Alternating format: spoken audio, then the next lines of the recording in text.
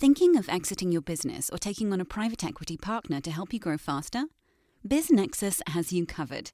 Tap into our network of thousands of best-fit investors, acquirers, and proven M&A advisors, and we'll help you begin the relationship confidentially on your terms, your timeline. Learn more at biznexus.com.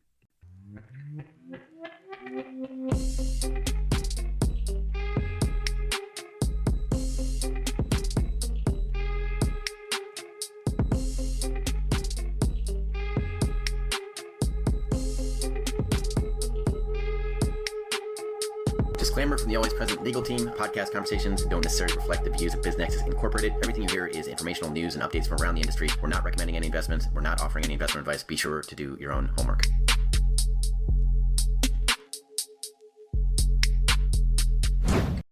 Hey everyone, welcome back to the show. We're diving into corporate development today. Specifically M&A. Right, exactly. But with a twist. Yeah. We're zeroing in on businesses in that, $2 to $50 million range. Yeah, the lower middle market. Yeah, exactly. So those companies kind of poised for growth, ready for some strategic moves. Absolutely. And to help us navigate this, we're turning to a great report. Yeah. Deloitte's 2015 Corporate Development Survey. Deloitte. Yeah, packed with insights from, hundreds of professionals who are actually out there. Yes, the real world stuff. Yeah, doing deals every day. Not just theoretical. Exactly. I like it. Okay. Yeah. So this survey, it revealed something pretty interesting. Oh, yeah. M&A, it's not just about grabbing market share or filling product gaps anymore. It's not the old playbook. No. It's about something much bigger. Yeah. So what is it about? Well, the survey found that two-thirds Wow. of corporate development teams Okay. are now primarily using M&A to drive innovation. Okay. So they're realizing that standing still is basically moving backward. You got to innovate or die. Right, exactly. Especially in today's world. But here's the thing. How do you even, value a company that's built on, some groundbreaking idea, a disruptive technology? I mean, how do you put a price tag on that? Yeah, those traditional valuation methods, forget about it. They don't really apply. They don't. Do they? Especially when you're looking at a target that has, limited financial history. Right. But massive potential. Okay. You need to look beyond the balance sheet you have to assess. For businesses in that 2 to 50 million range that are, looking to make acquisitions, what does this mean for them? Well, they need to think outside the box. Oh. Consider a broader range of deal structures. So we're talking partnerships, venture investments, maybe acquiring talent or intellectual property. Okay. Rather than just going for that full-blown acquisition. So it's about kind of being flexible and creative and finding that right fit. Yeah. The report actually uses Uber in India as a good example. Okay. Yeah. Tell me more.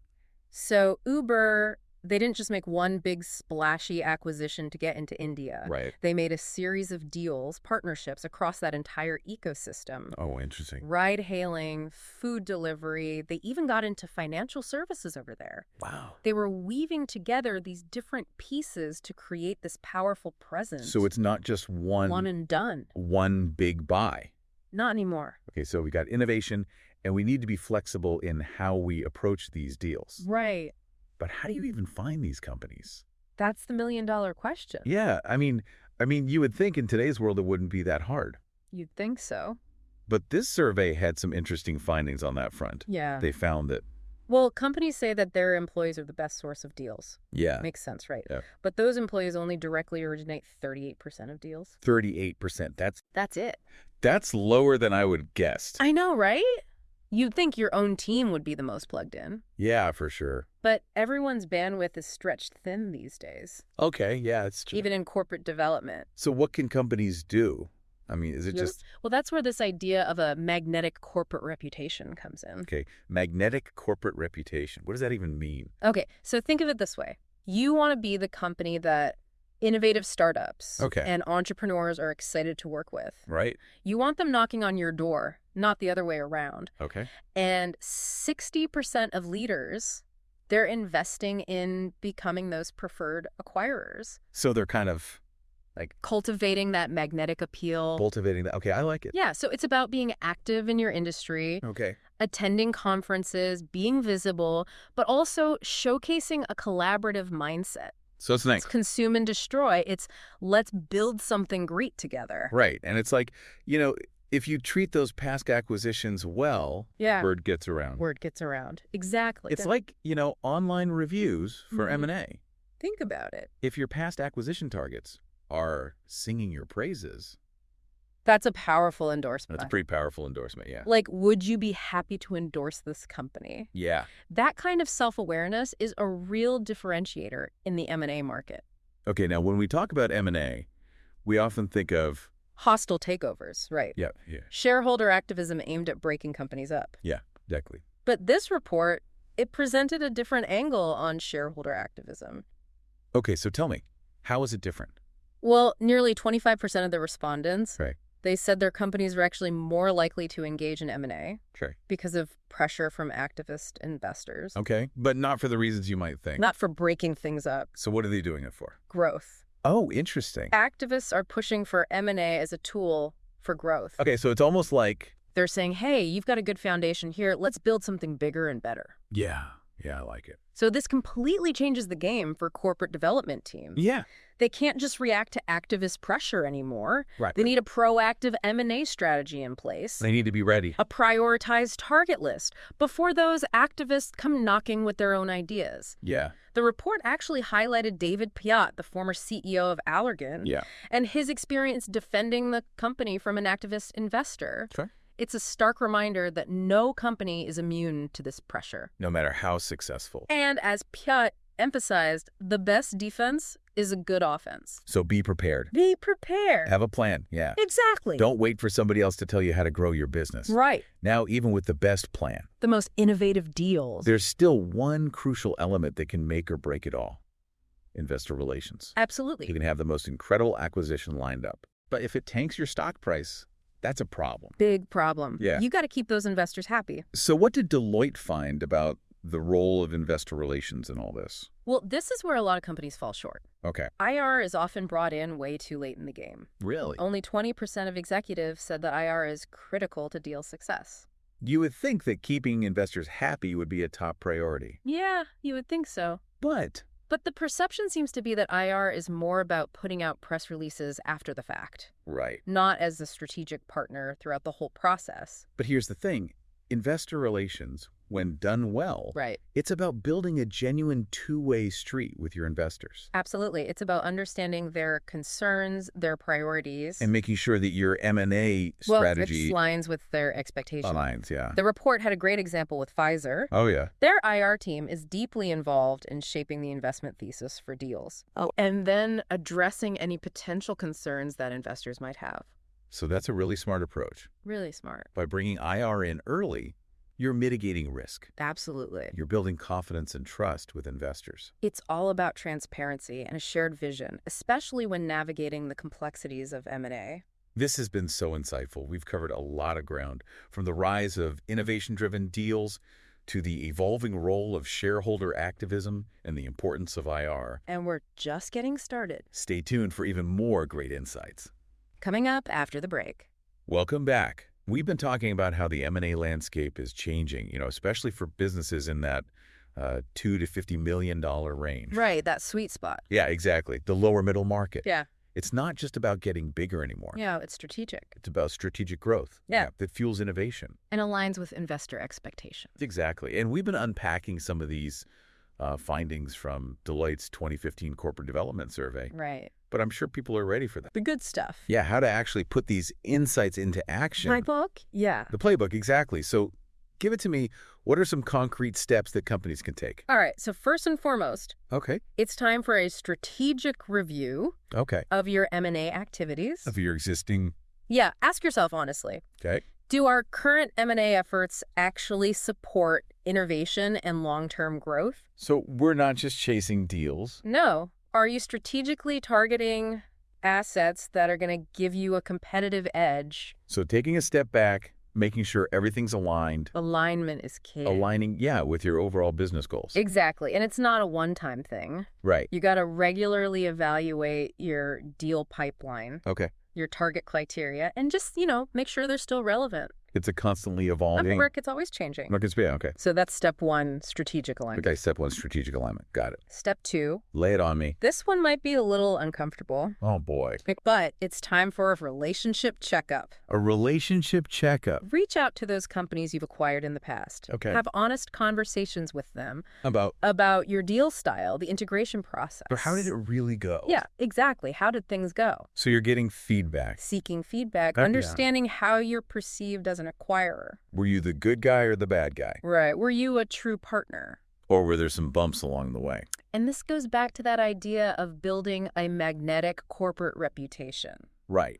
This is how you build a positive track record. So you're demonstrating a willingness to learn and improve. Absolutely. You're becoming a more attractive buyer. Because nobody wants to feel like they got swallowed up and forgotten. Right. You want to nurture those relationships. Long-term, mutually beneficial relationships. Yeah, exactly. That feedback loop is so powerful for building trust. Okay, so we've got strategic alignment. We've got relationship checkups. 2 down. What's that final piece? This one seems obvious. Yeah. But how well do you understand your shareholder base? Okay. Are you talking to them regularly? About your M&A strategy. About your M&A strategy, exactly. Are you anticipating any concerns? And proactively addressing them. This goes back to what we were saying about investor relations. IR is so important. It's not just about putting out information. No, it's a two-way street. It's about communication. Yeah. Investor relations, when done right, is a strategic asset. Yeah. Remember, the Deloitte survey said that when IR is involved early, Yeah. it can really increase the chances of deal success. So to recap, step 1, strategic review. Yes. Step 2, relationship checkup. Uh-huh. And step 3, talk to your investors. Keep them in the loop. 3 steps to set your company up for success in the M&A world. And these aren't one-time tasks, by the way. Right. It's ongoing. You got to be constantly adapting. Yeah, because the market is always changing.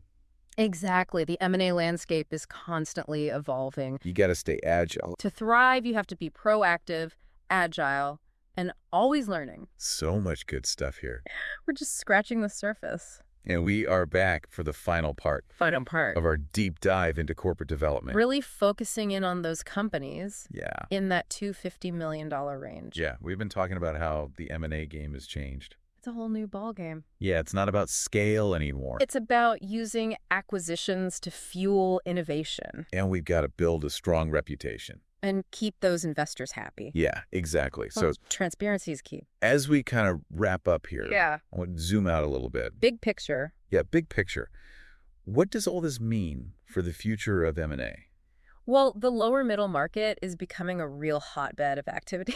Really? Yeah, that's where all the action is. So it's not just the big companies making moves anymore. No, not at all. Yeah. In fact, a lot of those big companies are struggling.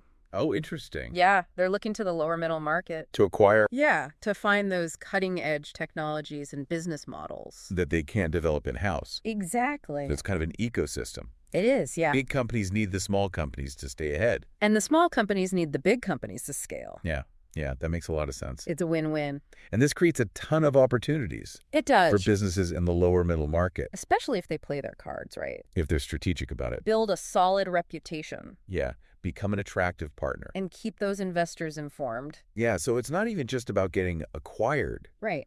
It's about having options. It's about having a choice. It's about controlling your own destiny. Building a company that's so valuable, Yeah. so innovative that it's irresistible. It's irresistible. I like it. Any business can achieve that. Yeah, this has been such a great conversation, so insightful. A lot to think about. But before we go, I want to leave our listeners with a final thought. Okay, hit me with it. So in this landscape where the old rules of M&A don't apply anymore, Right. what bold move will your company make? That's the question. Yeah, will you be the disruptor? Or will you be disrupted? Yeah, great question. The future of M&A, it's full of possibilities. It is. But you got to embrace change. Yeah. Challenge the status quo. And be bold. Exactly. But bold doesn't mean reckless. Right. Have a clear strategy. Understand your market. Build a company that stands out. Stands out, yeah. That's how you win in this new world. Absolutely. So let's recap those 3 key action steps. All right, let's do it. Number 1, strategic review of your M&A activities. Make sure they're aligned with your long-term goals.